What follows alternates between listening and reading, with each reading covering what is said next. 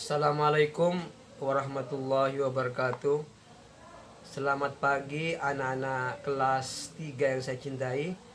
Alhamdulillah, pada kali ini kita berjumpa lagi dalam keadaan sehat walafiat. Semoga anak-anak di rumah juga sehat dan sehat bersama keluarga.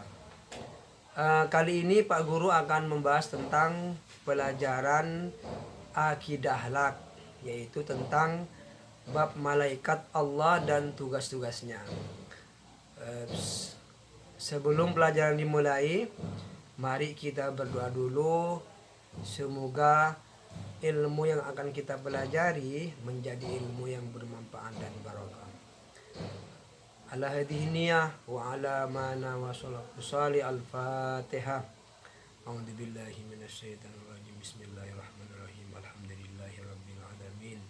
Ar-Rahmanir-Rahim. Maliki yaumiddin. Iyyaka na'budu wa iyyaka nasta'in. Ihdinas siratal mustaqim. Siratal ladzina an'amta 'alaihim ghairil maghdubi 'alaihim waladdallin. Amin. Baiklah anak-anak kelas 3 yang saya cintai, perhatikan ya, Pak Guru akan menjelaskan tentang malaikat-malaikat Allah dan tugas-tugasnya. Seperti yang kita ketahui, malaikat adalah makhluk Allah yang sangat taat dan tidak pernah mengingkari perintah Allah Subhanahu wa taala dalam sedetik pun. Dari ke-10 malaikat tersebut memiliki tugas masing-masing dari Allah Subhanahu wa taala. Sebagaimana Pak Guru telah menyebutkan pada video sebelumnya, bahwa malaikat yang wajib kita ketahui itu adalah 10. Di antaranya malaikat Jibril, 1, 2 malaikat Mikail, 3 malaikat Israfil, 4 malaikat Israel, 5 malaikat Mungkar, 6 malaikat Nakir, 7 malaikat Rakib, 8 malaikat Atid, 9 malaikat Ridwan, dan 10 malaikat Malik. Terus apa saja tugas daripada malaikat-malaikat tersebut? Pertama, malaikat Jibril bertugas menyampaikan wahyu kepada Nabi dan Rasul. Jibril adalah malaikat yang mengantar dan mengawal Rasulullah SAW ketika beliau Isra dan Mi'raj untuk menghadap Allah Subhanahu wa taala di Sidratul Muntaha, di atasnya langit tingkat 7. Kemudian yang nomor 2, malaikat Mikail itu bertugas membagikan rezeki kepada semua makhluk. Jadi menurut keterangannya tidak pernah ada yang keliru. Semua rizki diatur oleh Allah dan yang melaksanakan ialah malaikat Mikail siang dan malam. Yang ketiga, malaikat Israfil bertugas meniup sangkakala atau trompet pertama sebagai tanda datangnya hari kiamat. Jadi nanti ketika kiamat mau datang, malaikat Israfil itu meniup trompet atau sangkakala. Yang keempat, malaikat Israel bertugas mencabut nyawa manusia.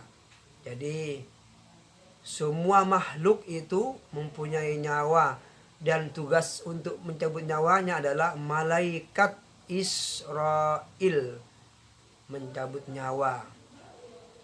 Nomor 5, malaikat Mungkar bertugas memeriksa amal manusia ketika hidup di dunia di dalam kubur.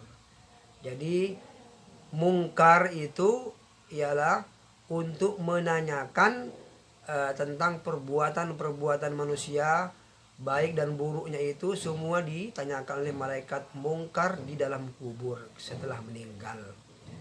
Nomor 6, malaikat Nakir bertugas memeriksa amal manusia ketika hidup di dunia di dalam kubur juga.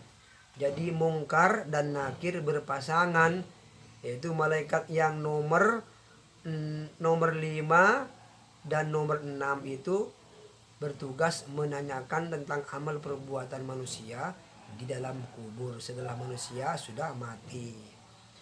Nomor 8, nomor 7, malaikat rakib, yaitu bertugas mencatat amal perbuatan baik yang dilakukan manusia.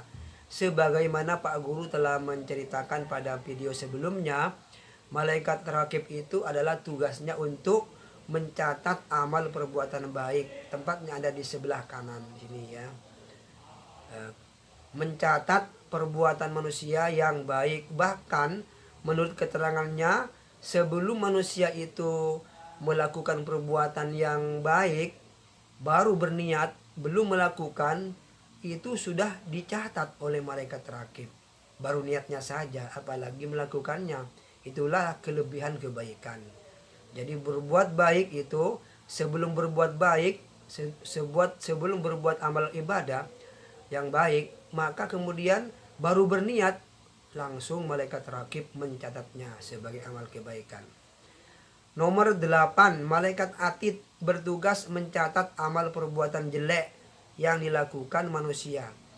Sebagaimana juga Pak Guru menjelaskan bahwa malaikat atid itu ada di sebelah kiri, mencatat amal kejelekan atau kejahatan. Jadi menurut keterangannya, malaikat atid itu melakukan mencatat perbuatan yang jelek, yaitu walaupun sudah terjadi itu diberikan waktu 7 jam. Bahkan sehari semalam itu sebelum dia bertobat ya, maka belum dicatat selama 7 jam. Tapi setelah orang itu benar-benar sudah tidak bertobat setelah 7 jam, maka ditulislah amal jeleknya. Tetapi setelah 7 jam itu bertobat, menyadari, maka selamat, diampuni oleh Allah Subhanahu wa taala. Itulah bedanya orang yang berbuat baik dan berbuat jelek itu. Ternyata berbuat jelek ditangguhkan dulu. Sungguh luar biasa. Allah Subhanahu wa taala Maha Pengasih dan lagi Maha Penyayang.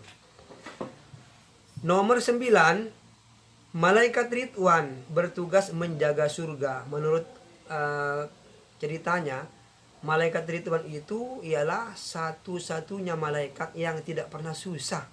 Senyum terus, selalu bahagia karena tempatnya di surga. Jadi kalau kita ingin di surga, ketemu malaikat Ridwan yang selalu senyum, maka berbuatlah baik sebanyak-banyaknya dan mohon ampun kepada Allah dan memperbanyak baca sholawat kepada Nabi Muhammad SAW. Kemudian yang nomor 10, malaikat Malik bertugas menjaga neraka. Ini juga menurut keterangannya, malaikat Malik ini adalah satu-satunya malaikat yang tidak pernah bahagia, tidak pernah senyum, selalu marah dan menakutkan. Itulah namanya malaikat Malik yang menjaga neraka.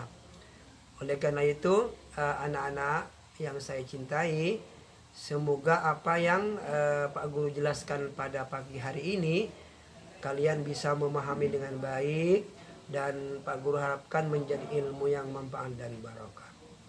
Dan Pak Guru akhiri, wallahul muwaffiq ila aqwamit thoriq. Wassalamualaikum warahmatullahi wabarakatuh.